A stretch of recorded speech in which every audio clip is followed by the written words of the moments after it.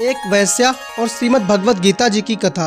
आखिर क्यों गीता की शपथ दिलाई जाती है? मित्रों, आपने देखा होगा कि न्यायालय में जब किसी का फैसला होता है तो वहाँ पर गीता जी की शपथ दिलाई जाती है। इसके पीछे की पौराणिक कथा आइए सुनते हैं। एक बार भगवान विष्णु वैकुंठ लोक में शेष शैया पर आंखें मूंदकर लेटे हुए थे और मन ही मन मुस्कुरा रहे थे। देवी लक्ष्मी उनकी चरण सेवा कर रही थीं। भगवान को मन ही मन मुस्कुराता देखकर देवी को कौतूहल हुआ। देवी लक्ष्मी ने उनसे प्रश्न किया, भगवान, आप संपूर्ण जगत का पालन करते हुए भी अपने ऐश्वर्य के प्रति उदासीन से होकर इस क्षीर सागर में नींद ले रहे हैं, इसका क्या कारण है? श्रीहरि पुनः मुस्कुराए और अपनी मोहक मुस्कान बिखेरते हुए बोले, हे प्रिय, मैं नींद नहीं ले रहा बल्कि अपनी अंतर्दृष्टि से अपने उस तेज का साक्षात्कार कर रहा हूँ, देवी जिसका योगी अपनी दृष्टि से दर्शन कर लेते हैं। जिस शक्ति के अधीन ये समस्त संसार है, मैं भी जब उसका दर्शन मन में करता हूँ तब आपको ऐसा प्रतीत होता है कि मैं नींद में डूबा हुआ हूँ, परंतु ऐसा नहीं है। भगवान ने इतनी रहस्यमयी तरीके से ये बात कही कि लक्ष्मी जी को कुछ बातें समझ में आईं और कुछ बातें समझ में नहीं आईं। उन्होंने पुनः प्रश्न किया, हे नाथ, आपके अतिरिक्त भी कोई शक्ति है जिसका ध्यान स्वयं आप करते हो? ये बात तो मुझे घोर विस्मय में डालती है। श्री हरि ने कहा, देवी, इस बात को अच्छी प्रकार से समझने के लिए आपको गीता के रहस्य समझने होंगे। गीता के समस्त अध्याय मेरे उस शरीर के अंग हैं जिसकी आप सेवा करती हैं।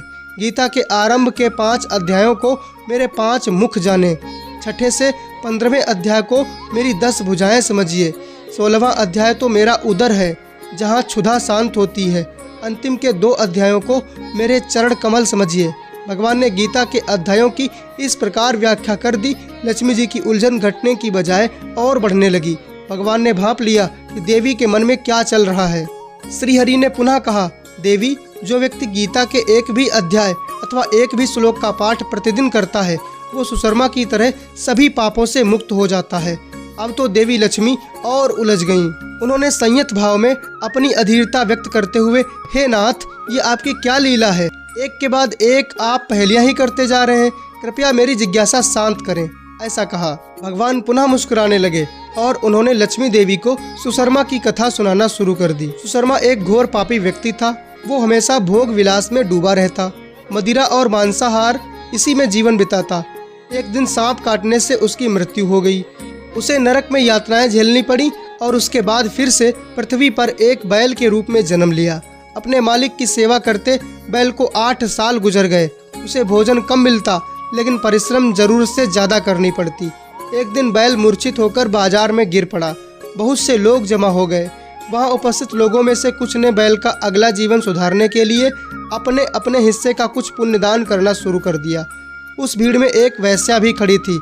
उसे अपने पुण्य का पता भी नहीं था, फिर भी उसने कहा, उसके जीवन में जो भी पुण्य रहा हो उसका अंश बैल को मिल जाए।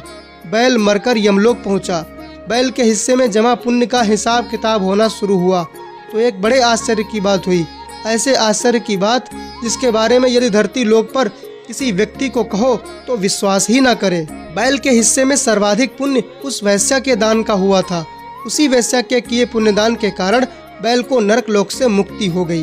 इतना ही नहीं, उसी पुण्य फल से पृथ्वी लोक का भोग करने के लिए मानव रूप में जन्म देकर भेजा गया। उसके पुण्य इतने थे कि विधाता ने उससे पृथ्वी लोक पर जाने से पहले उसकी इच्छा भी पूछी। ऐसा सौभाग्य करोड़ों में से किसी धर्मात्मा को ही मिलता है। इंसान के रूप में जाने से पहले बैल ने मांगा, हे परमात्मा, आप मुझे मानव रूप में पृथ्वी पर भेजने का जो उपकार कर रहे हैं उससे मैं धन्य हो गया हूँ। अब आपसे क्या मांगूं? बैल योनि में मेरा जन्म मेरे पूर्व के कर्मों के दंड स्वरूप ही रहा, इसलिए मैं चाहता हूँ कि मनुष्य रूप में जाकर मैं उन कर्मों में ना पड़ूं जो मेरा भावी खराब कर देंगे। मनुष्य रूप में इसकी आशंका सर्वाधिक है। परमात्मा ने पूछा, तो बताओ, मैं तुम्हारा कैसे प्रिय करूं? अपनी एक इच्छा बताओ। उसने मांगा, मुझे बस वो क्षमता प्रदान करें कि मुझे पूर्व जन्म की समस्त बातें स्मरण रहें। उनका स्मरण करके मैं कर्मों से भटकने से स्वयं को रोक सकूंगा। बस इतनी सी कृपा और कर दें।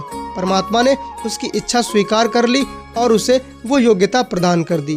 पृथ्वी लोक पर आने के बाद उसे पूर्व जन्म स्मरण थे, इसलिए उसने सबसे पहले उपकार का फल चुकाने का निर्णय किया।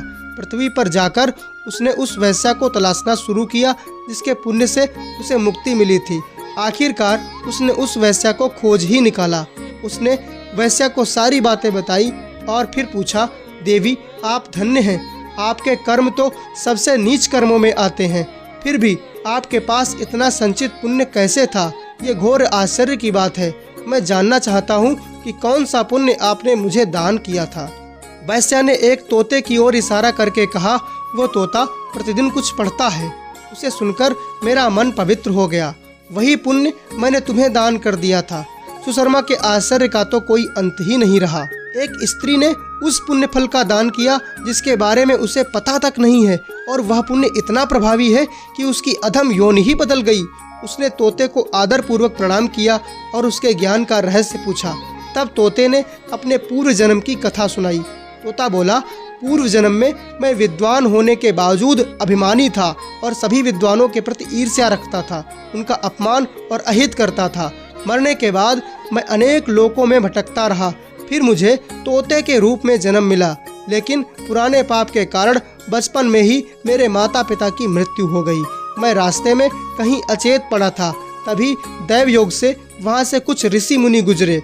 मुझे इस अवस्था में देखकर उन्हें दया आ गई और मुनि मुझे साथ उठा लाए। आश्रम में लाकर मुझे एक पिंजरे में वहाँ रख दिया जहाँ विद्यार्थियों को शिक्षा दी जाती थी। मैंने वहाँ गीता का पूरा ज्ञान सीखा। सुनते सुनते गीता का प्रथम अध्याय मुझे कंठस्थ हो गया। इससे पहले कि मैं अन्य अध्याय सीख पाता, एक बहेलिये ने वहाँ से चुराकर इन देवी को बेच दिया। मैं अपने स्वभाववश इनको प्रतिदिन गीता के श्लोक सुनाता रहता हूँ। वही पुण्य इन्होंने आपको दान किया और आप मानव रूप में आए। श्री हरि ने लक्ष्मी जी से कहा, देवी जो गीता का प्रथम अध्याय पढ़ता या सुनता है उसे भवसागर पार करने में कोई कठिनाई नहीं होती। तो इस प्रकार भगवान ने श्रीमद् भगवत गीता के विभिन्न अध्यायों को अपने शरीर का अंग मानते हुए बताया है कि गीता में साक्षात उनका वास है। गीता को स्पर्श करने का अर्थ है आप श्री नारायण के अंगों का स्पर्श कर रहे हैं। भगवान का स्पर्श करके सौगंध लेने के बाद कोई असत्य नहीं कहेगा। इसी विश्वास के साथ गीता की सौगंध दी जाती है। भगवत गीता कर्म की व्याख्या करता सर्वश्रेष्ठ ग्रंथ है जो सिखाती है कि व्यवहार में मनुष्य का जीवन कैसा होना चाहिए। असत्य बोलने, लालच और मोह में पड़कर अपने निकट जनों को अनुचित सलाह देने और धर्म के विरुद्ध जाने से मनुष्य का सिर्फ अपना ही नहीं बल्कि पूरे कुल के नाश का कारण हो जाता है। गीता ये सब सिखाती है, इसलिए ऐसे ग्रंथ से उत्तम और क्या होगा तो साक्षी को न्याय की सौगंध के लिए, जो समझदार को सत्य को बताने के लिए मजबूर करता है। मित्रों, कथा आपको कैसी लगी कमेंट में ज़रूर बताएं। मिलते हैं अगली कथा के साथ अगले वीडियो में। तब तक के लिए जय श्रीमन नारायण।